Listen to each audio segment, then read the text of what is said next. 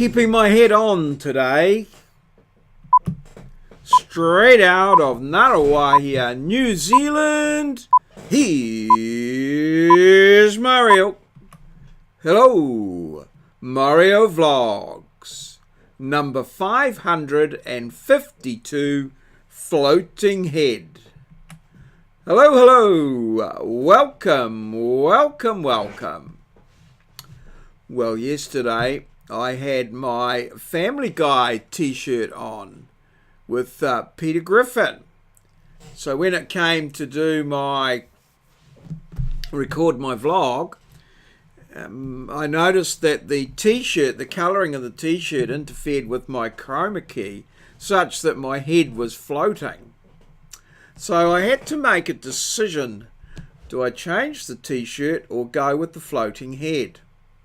I went with the floating head, and I got a little bit of feedback in my comments, and it's sort of, well, I'm not too sure whether how the floating head went down. I sort of wasn't too sure, so I thought, well, I'll do a little bit of research. So I googled floating head, and I found, well, quite a few little things, but apparently there's a thing called floating head syndrome, which relates largely to the movie world, I think, and the way that things are structured.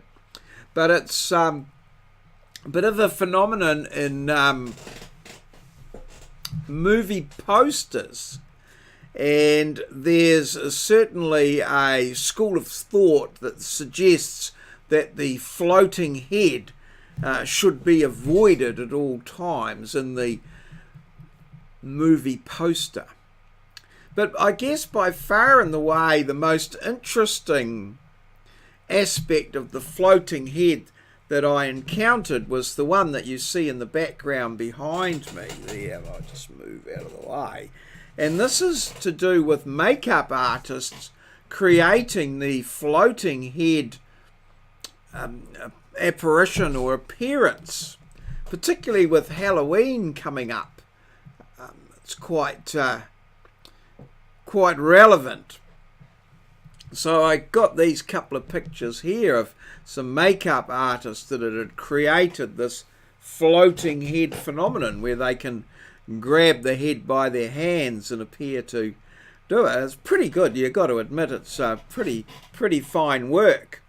So yes, the whole floating head thing, but it reinforces a big theory, well, a thought or that I have, that the importance of research before you do something.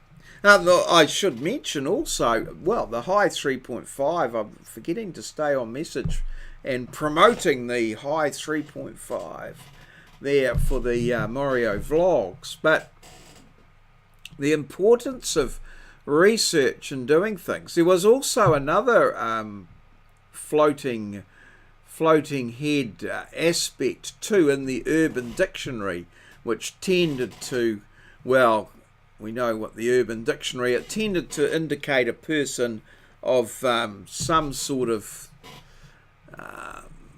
deficiency in the head area, shall we say, with regards to thought processes and sanity and relative issues related to that sort of stuff. So, yeah, whenever you embark on some sort of thing, do the research and find out what's going on. Now, well, mine just happened. I just happened to have that T-shirt on, which happened to key into the chroma key, but you can see where it's all goes, and it can sort of just mushroom from there everywhere. So the old floating head, it's caused,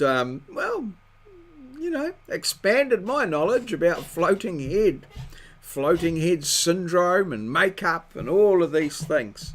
Pretty marvellous stuff, really, this internet. The information that you can gain from it and the knowledge that you can learn, relevant or otherwise. All right. So, moving right along, let's have a look at today and what the diary tells us. Well, there was no lawns left to mow after the marvellous effort yesterday of 7, my best yet. 2,751 steps today, 552, number 552, floating head. I'm just going to check, have I actually got that? Oh yes, I have got that floating head there. I thought I might have my numbering wrong, so I just popped that to check. So yes, the floating head. We're going to have a rebus. Couldn't find any songs about floating heads or things like that, or rebuses for that matter, but I found a nice little rebus that I thought I'd put up there. And yes, 186, where, done, she's gone. Didn't last long, that one. It was a nice little house made out, 1970s actually, but made out of boulders, called the Flintstone House, I think in Portugal. So WT got that pretty quick smart. 3 hours of teaching today and a little bit of prep for tomorrow, and just organising a few little bits and pieces for my day. And yeah, that's it on the diary on the day of the floating head. So, moving right along, here's the rebus. Pretty simple, interesting one there. Very, very simple, but, well, yeah.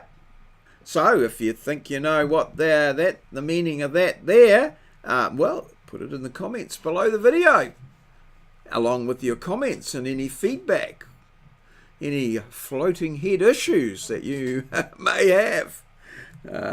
Perhaps you can add to the body of knowledge of about the floating head. Who knows? Time will tell.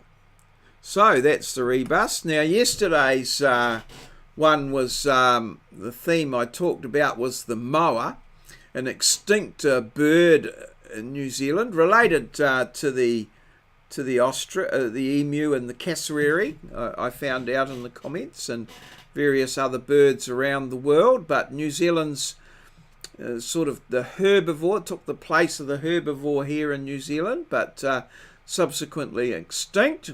So the best we could find was this here, and this of course is Big Bird. Big Bird. They had a friend called Big Bird, Diane, I think her name was, when we were younger. We used to call her Big Bird. Yeah, she lovely person, had lovely big eyes, quite tall and slender. Yes, Big Bird, and the character that played Big Bird, Carol Spinney, played the character for some 50 years, and also had an involvement in Oscar the Grouch, another character from Sesame Street. So Moz got that one on the back of watching Sesame Street with his kids and what have you, as you do as a parent. So can't get much past Moz, but well, today's rebus, well, I'll see. I think might cause a little bit of floating head issues for Moz there, as he thinks away about that one. But we'll have to wait and see. Time will tell. And so, I mean, that pretty much brings us to the end of today's vlog. The day we talked about floating heads. We'll go down in vlog history as vlog number 552. All good. So thanks everybody for your support, your comments. I love the floating heads one. Keep it coming. Keep it coming. That sort of thing, that's what inspires and moves us forward, it gives us ideas and includes our knowledge. But it does, as I say, go right into my belief in the power of research and the value of research above all other things when you do things, because there's very little new knowledge out there. Not a lot of new knowledge. If you can find a bit of new knowledge that no one else knows, you'll be a very knowledgeable person. So, thanks everyone. Thanks for your wonderful support and your commenting, liking and subscribing. All good. Cheers. We'll see you again tomorrow. That's all, folks.